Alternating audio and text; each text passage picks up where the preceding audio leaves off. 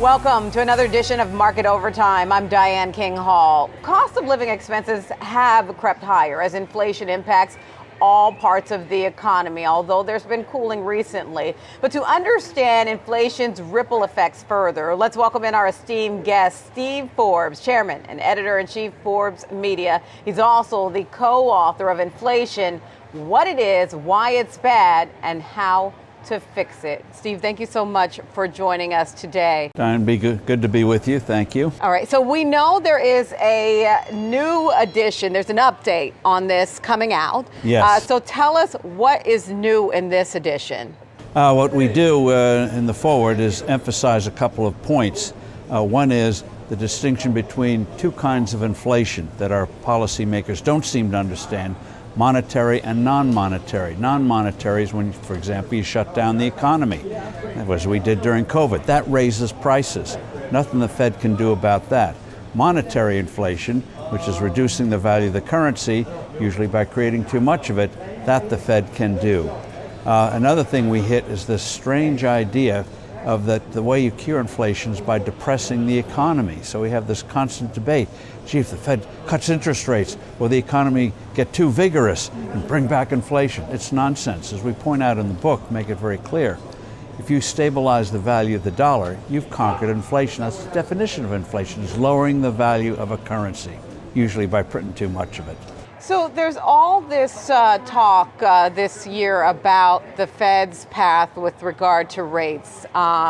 And at the beginning of this year, there was this expectation that we were going to have 6, 7 rate cuts. The Fed has said throughout the year the job isn't done on inflation. Do you feel like the Fed is getting it right or wrong in terms of the path of rates recently when it comes to inflation? I think they're making a mistake in thinking that the way you fight inflation is by manipulating interest rates. Back in the 1970s, early 80s, rates got as high as 21.5% with a rip-roaring inflation. So they're using the wrong tool. And no central banker, including those at the Fed, talk about having the dollar having a stable value. It's like going to the supermarket and the pound changes each day from 16 ounces, 13 ounces, or whatever. Or the scale changes. Instead of 16 ounces in a pound, you got 32. It's nuts. We want something stable to measure. Money's supposed to measure value. And when it fluctuates all over the place, then you get less productive investment, you get more defensive investment, and the economy suffers. Our growth rates in recent times have been far lower than they were historically. So you say they're using the wrong tool. What tool should the Fed be using?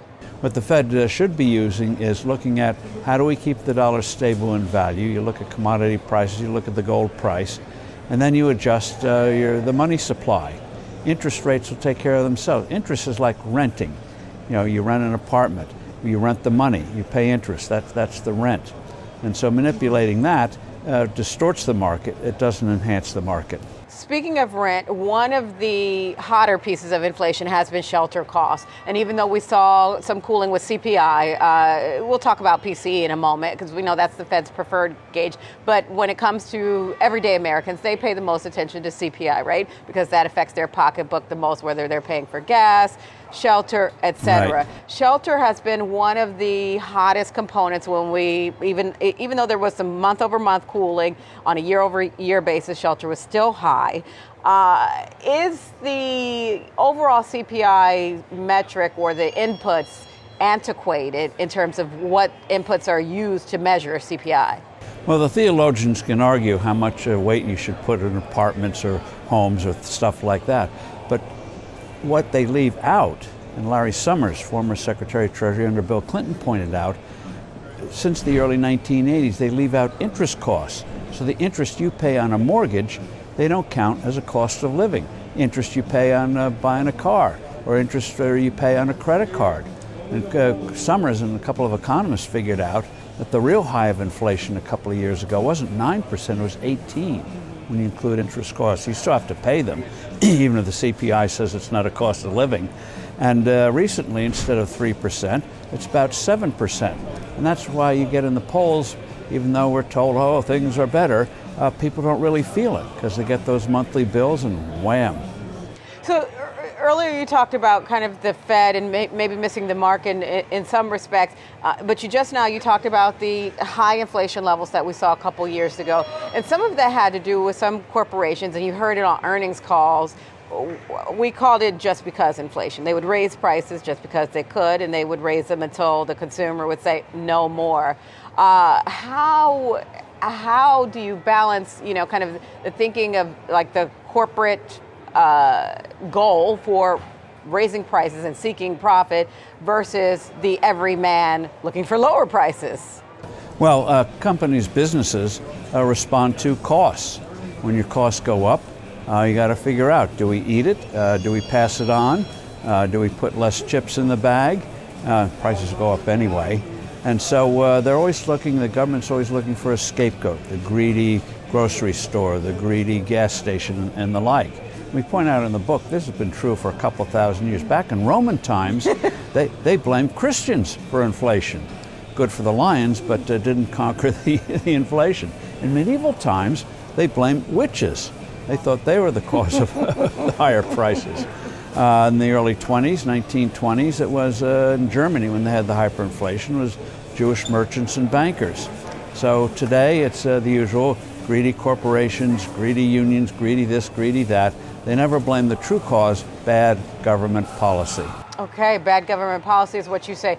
Let's talk a little bit about, we just talked about CPI. PCE is the Fed's preferred gauge. The Fed's been really kind of hammering this home. We're looking for this 2% target. Is that even realistic? Well, you have to ask, how did they come up with 2%?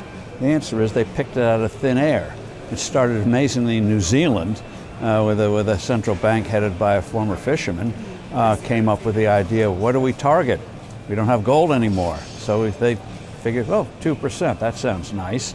And amazingly, over the years, other central banks have said, yeah, that sounds pretty nice. They went ahead. But 2% means cost of living goes up 2%.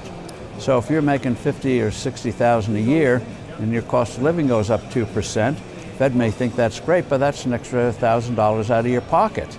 And they'll say, well, maybe wages will go up higher. Well, maybe they won't.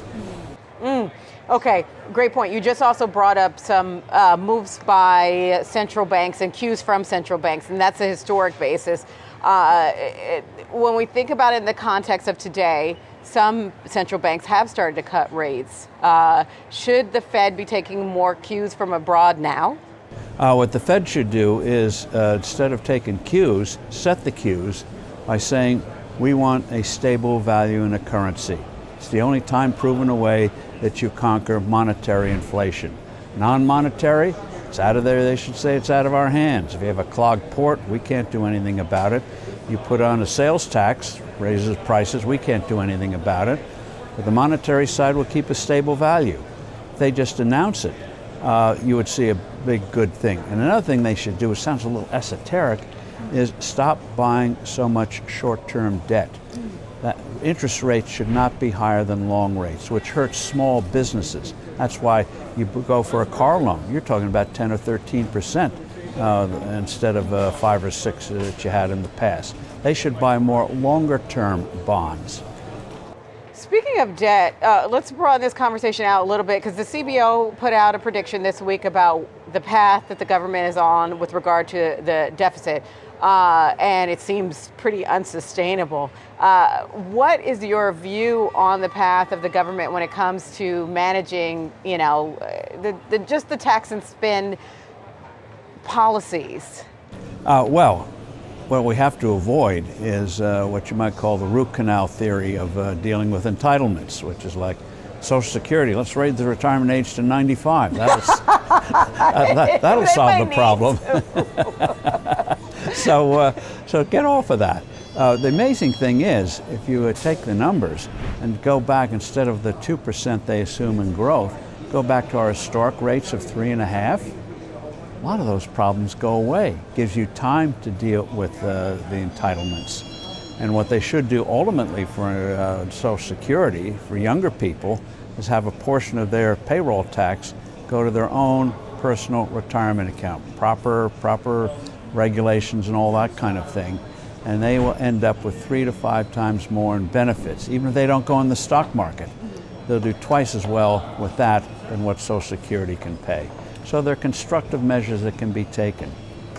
So I want to ask you, let's go back to, you bring to mind the higher for longer narrative when you talk about say, shifting to a 3% target.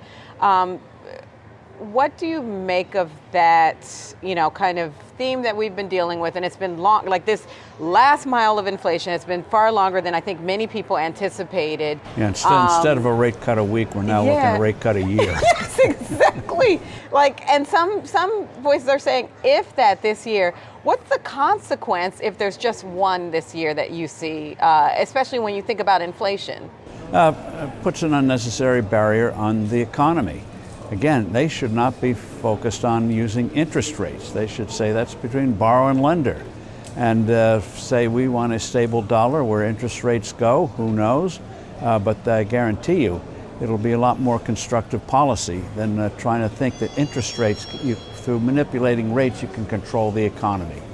And the other thing, again, they got to get over is the way you conquer inflation is by slowing the economy down. It's called the Phillips curve. It's not a baseball pitch.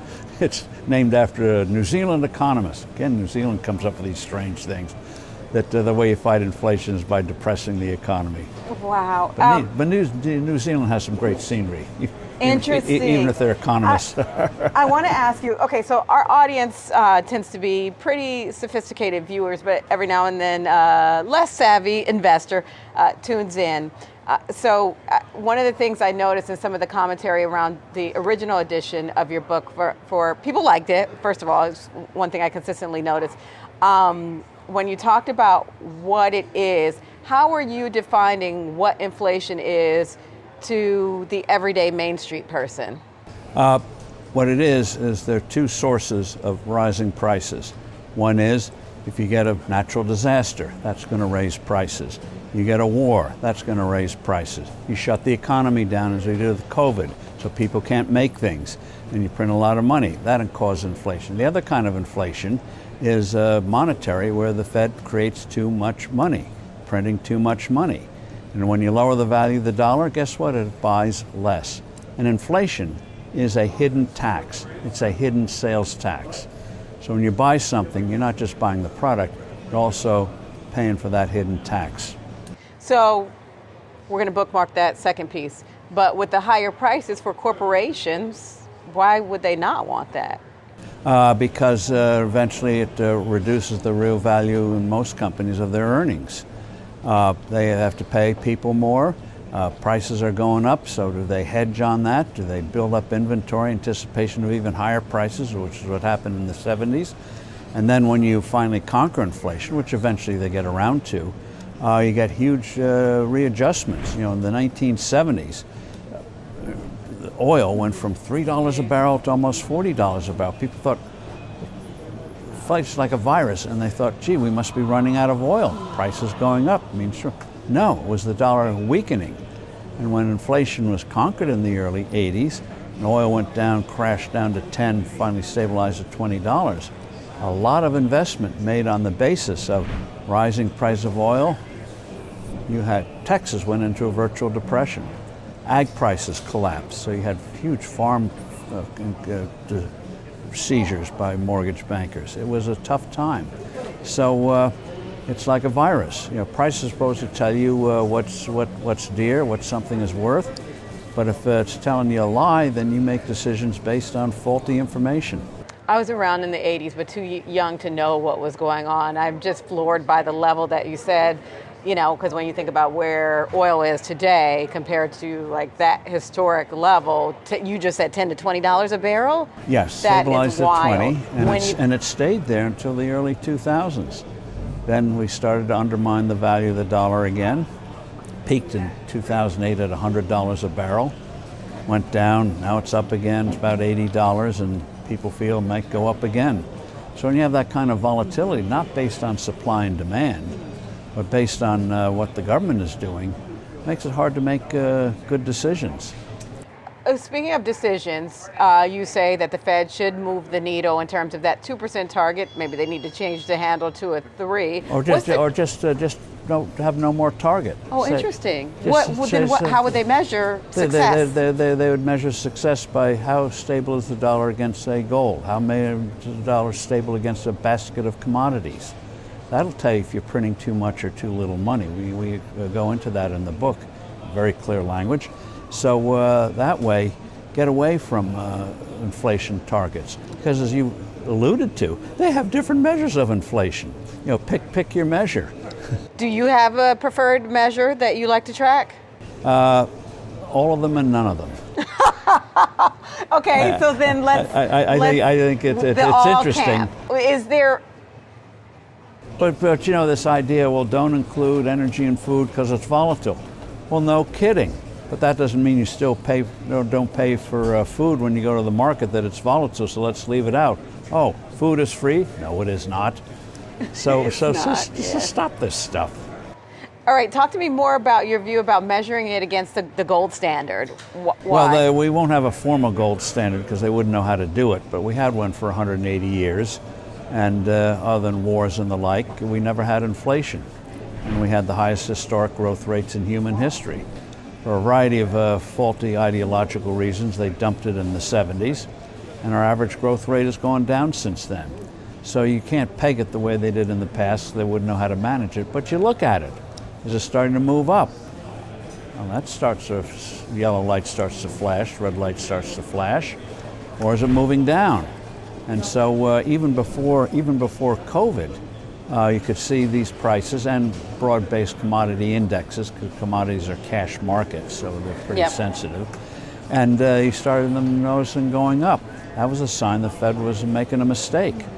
And then when COVID hit, and you shut down production, you're printing money, you know, it was pouring fuel, gas on the fire. Right.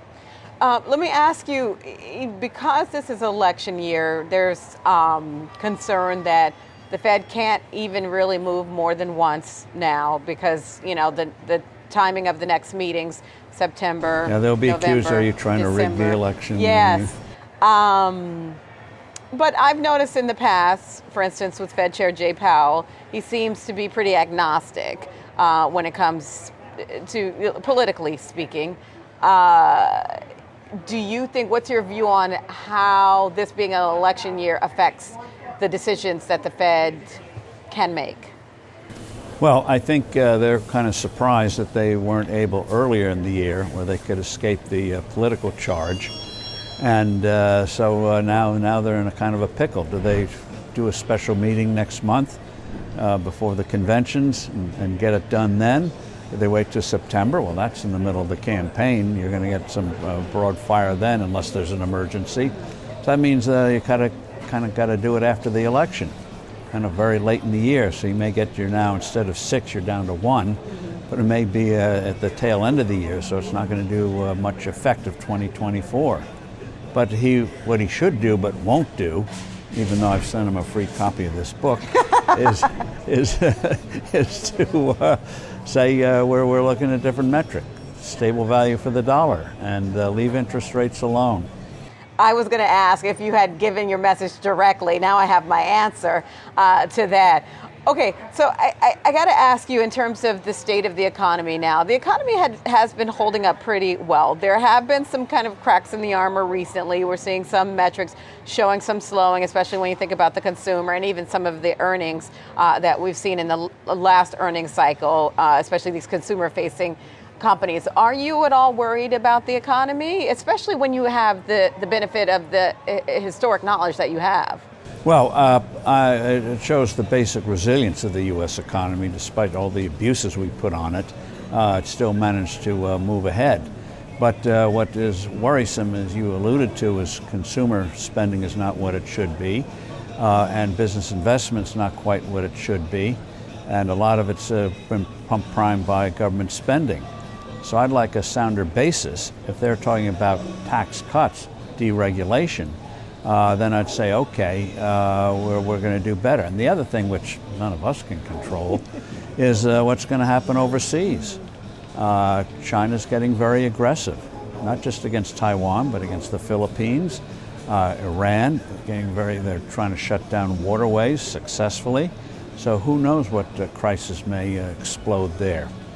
And you have elections where people are making very clear whether it's to the left in Mexico or to the right in France. It's they don't like a lot of people don't like what's happening. So those imponderables we can't fix. Okay. So obviously there are things we can't fix. There are things that require a higher power. But what can investors do to protect themselves in this higher for longer interest rate environment? Well, what they can do longer term, just as insurance policies, have 5% in gold. It's not an investment, it's an insurance policy, like car insurance, homeowners insurance, if things get really messed up, if they really screw up. The other thing is to look at, instead of broad industries, look at specific companies and what they might be bringing to the table. And then you look overseas, the prices, Japan. Nobody expected Japan to have the bull market that it had. And finally, 40 years after its high of the early 80s, they finally reached what they were in the early 1980s. They're equivalent of the Dow Jones.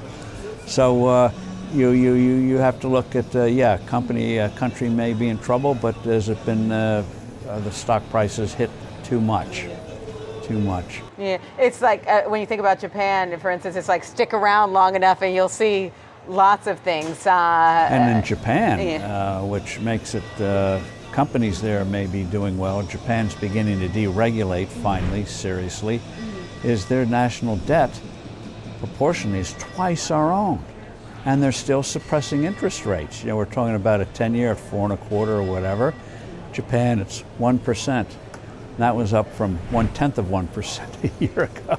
So I got to ask you, you talked about an insurance policy, you mentioned gold, but let's go to a riskier asset class. I want to hear your thoughts on this because it's gained more steam this year, the crypto space, right. Bitcoin. It got a lot of validation this year, at the beginning of this year. What do you make of what's happening there? We have to remember Bitcoin was invented a generation ago as a high-tech cry for help from what governments do to currencies. And then you have all the other cryptos. But the big mistake most of them have made is not realizing if you want it to be a money, it has to have a stable value. And so crypto made it very clear that you couldn't create more Bitcoin. You couldn't create more Bitcoin. And it's not the supply that determines the value of the currency. It's demand and trust. I'll give you a quick example. Switzerland. If you look at their money supply, you'd say, my God, they must have a hyperinflation. No, people want the Swiss franc. So the Swiss money supply, I think, is much higher than Canada, which is 4 times the size of Switzerland. Why? Because the Swiss franc has kept its purchasing power better than any other currency in the world in the last 100 years. So people trust it. So they want more of it, so the supply goes up. So you have to look at when you look at a currency, you have to look at is the central bank behaving? Does the central bank know what it's doing? And amazingly, inflations can be conquered very quickly. One device which doesn't get much attention is what they call a currency board. And that is you back your currency 1-to-1 with another stronger currency. And that's how the Baltic states, Lithuania, Latvia, Estonia, had a terrible inflation after communism in the 90s. Then they switched to tying their currency to the then Deutschmark, the German currency. The inflation plummeted. Same with Bulgaria. So we should be looking again. There's no discussion of stable value. They don't realize money measures value. Money measures value. All right, I want to tie things up with a bow and go back to your book, Inflation, What It Is, Why It's Bad, and How to Fix It. What would you say is your top 2 bullet points in terms of the takeaway about, we already talked about what it is, why it's bad, and how to fix it? The takeaway is keep in mind the Fed and other central bankers don't know what they're doing. So beware, beware when the people guiding you in the great whatever, climbing a mountain, they don't know what they're doing, so beware. But if the Fed would just see its role as not trying to manipulate the economy, but stable value for the dollar, that would go a long ways. And stop having this crazy policy of having short rates higher than long rates, which hurts small businesses. All right, well, I hope Powell got your book because I know you have some thoughts for him. All right, our thanks to our guest. Thank you, Diane. Steve Forbes, thank you so much. Steve Forbes, the Forbes Media, chairman of Forbes Media. That will do it for this episode of Market Overtime. Be sure to catch all of our episodes on the Schwab Network YouTube page. Download the Schwab Network app. You get 24/7 market news there. I'm Diane King Hall. Thank you all for tuning in.